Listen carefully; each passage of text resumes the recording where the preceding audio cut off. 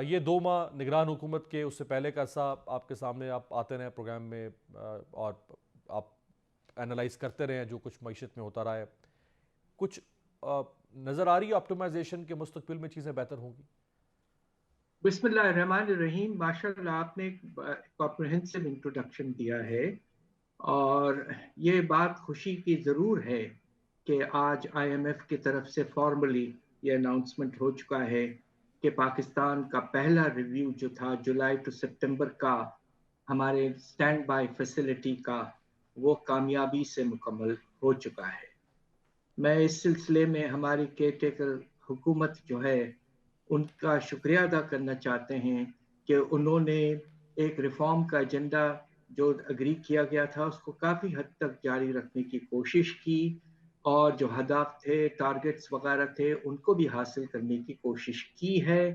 I am F کے press note جو release ہوا ہے اس میں ایک حصہ جو ہے وہ بہت ہی اہم ہے، اور وہ یہ ہے کہ آئی ایم ایف کہہ رہا ہے کہ ہمیں ابھی بھی اس بات کی کافی پریشانی ہے کہ پاکستان میں باہر سے پیسہ تیز رفتاری سے نہیں آ رہا ہے. دقت آ سکتی ہے آگے چل کر، ریزروز پر پریشر پڑ سکتا ہے.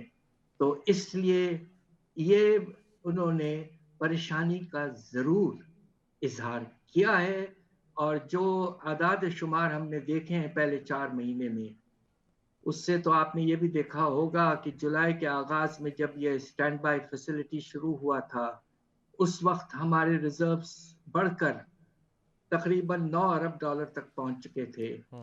اب وہ گر کے تقریباً 7.5 سے 7.7 ارب ڈالر تک آ چکے ہیں.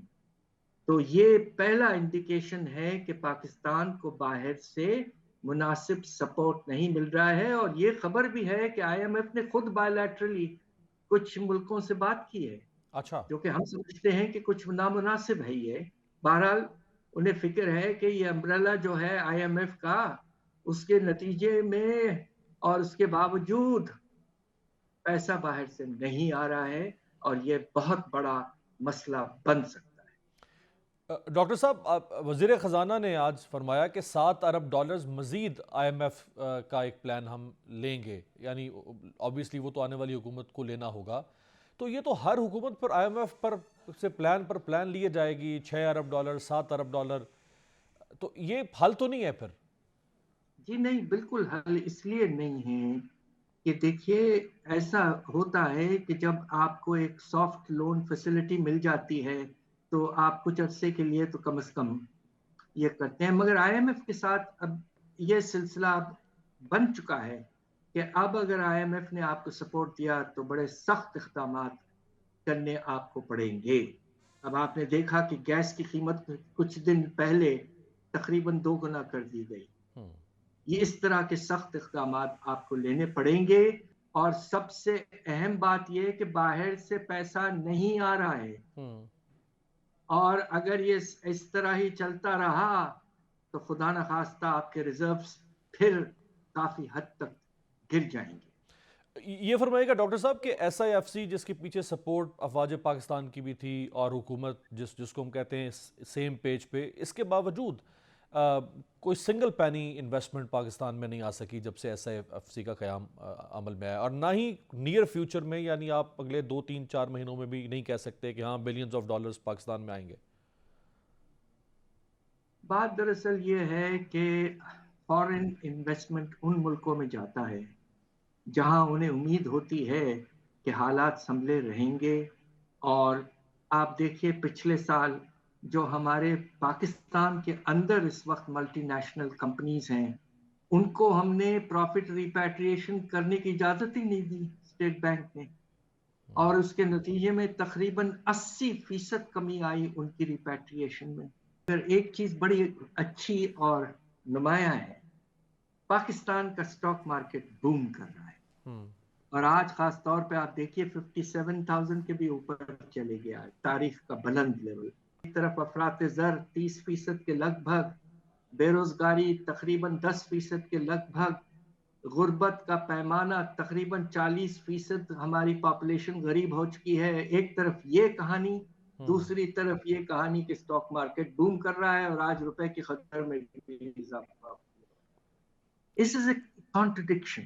350 کے لگ بھگ اوپن مارکیٹ میں ڈالر ٹریڈ کر رہا تھا اس حکومت نگران حکومت کے آنے سے پہلے، تو وہ 350 سے کم ہوتا پھر انٹر بینک اوپن مارکیٹ کا جو فرق ہے وہ بھی بہت کم ہوا، 275 تک آیا، لیکن اس کے بعد پھر جم کر کے یہ 287-88 پر چلا گیا. تو اس کو تو نیچے آنا تھا 260-55 تک، واپس کیوں چلا گیا یہ اوپر؟ اس کی وجہ یہ کہ درآمدات میں ابھی تک نمایاں طور پر اضافہ نہیں ہوا ہے. مگر بات یہ ہے، جس طرح میں نے بگننگ میں کہا آپ سے، کہ باہر سے پیسہ جو ہے انویسٹمنٹ کے طور پر یا قرضوں کے طور پر، سپورٹ کے طور پر، پروجیکٹ لونز وغیرہ، یہ سلسلہ بہت حد تک رک چکا ہے، اور اس کے نتیجے میں آپ کے ریزروز میں گراوٹ آ رہی ہے، شروع ہو چکی تھی، اور 1.5 ارب ڈالر کے لگ بھگ تو گراوٹ آ چکی ہے. تو اس لیے جب روپے کی قدر میں اتنا اضافہ ہوا، جب آپ اسٹیٹ بینک نے ایکسچینج کمپنیز کو آرٹیفیشلی ریگولیٹ کر کے تقریباً بند کر دیا اور اوپن مارکیٹ ایک طرح سے کولیپس ہو گیا، تو روپے کی قدر میں آرٹیفیشلی اضافہ ہوا. اگر خدا نخواستہ باہر سے پیسے آنے کی رفتار وہی رہی جو پچھلے 4 مہینے رہی ہے، تو پھر کیا ہوگا؟ وہ جو پیسہ باہر سے آ رہا ہے وہ تو 3 مد میں پیسہ عموماً پاکستان میں آتا ہے. ایک ہے جو ہم آئی ایم ایف یا ورلڈ بینک یا ان اداروں سے قرض کی صورت میں لے رہے ہیں. دوسرا پیسہ وہ ہے جو ہمارے دوست ممالک کبھی ادھار کی صورت میں دے رہے ہیں، کسی اور مد میں دے رہے ہیں. اور تیسرا ہمارے پاس ریمیٹنس ہے. ایکسپورٹس تو ہماری اس حد تک ہے نہیں ہے. تو اب اور کون سا ایسا راستہ ہے کہ جس سے اربوں ڈالر پاکستان میں آئیں گے اور ہمارے پاس پیسوں کی ریل پیل ہوگی؟ دیکھیے، آپ کو پروجیکٹ فائنینسنگ جو ہوتی ہے، یہ بڑے ڈیولپمنٹ بینکس جو ہیں، Asian development bank, world bank, Islamic development bank وغیرہ، یہ کنسیشنل کریڈٹ دیتے ہیں، اور اس کا ڈیولپمنٹ کا امپیکٹ واضح طور پر ہوتا ہے. اب میں آپ کو یہ کہتے ہوئے بھی مجھے افسوس ہو رہا ہے کہ پہلے 4 مہینے میں ان بینکوں نے بھی پاکستان میں جو کمٹمنٹ کیے ہوئے ہیں وہ بھی پورے نہیں کر رہے. اور اس کی وجہ واضح ہے کہ پاکستان کے کریڈٹ ریٹنگ اتنی نیچے گر چکی ہے کہ کوئی پرائیویٹ انویسٹر پاکستان میں کریڈیٹر نہیں لگائے گا پیسے. یہ حالات ہیں آپ کے. اب تو ڈیولپمنٹ فائنینسنگ بھی رک گئی ہے کافی حد تک. اور تیسری بات یہ ہے کہ بائی لیٹرل فائنینسنگ جو ملک کیا کرتے ہیں، اس میں اللہ کا شکر ہے کہ سعودی عربیہ، یو اے ای نے کچھ پیسے لگائے ہیں اس سال، تقریباً 3 ارب ڈالر.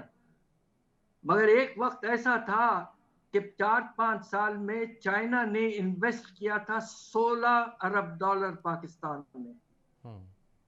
آج چائنا سے تقریباً $0 آ رہے ہیں، اس لیے کہ سی پیک جو ہے وہ بالکل ایک طرح سے رک کر ختم ہو چکا. پی ٹی آئی نے وائٹ پیپر جاری کیا ہے پی ڈی ایم کی 16 ماہ کی حکومت کی معاشی پالیسیز کے اوپر، اور ان کا یہ دعویٰ ہے کہ ہم تو 12 یا 13.5% کے اوپر مہنگائی چھوڑ کر گئے تھے، جو یہ آبویسلی 38-40% پر لے کر چلے گئے. تو یہ واپس آ سکتی ہے 10-12% پہ؟ سنگل ڈیجٹ تو چلے چھوڑ دیں، 10 سے نیچے جائے، یہ 11-12 پر بھی آ سکتی ہے؟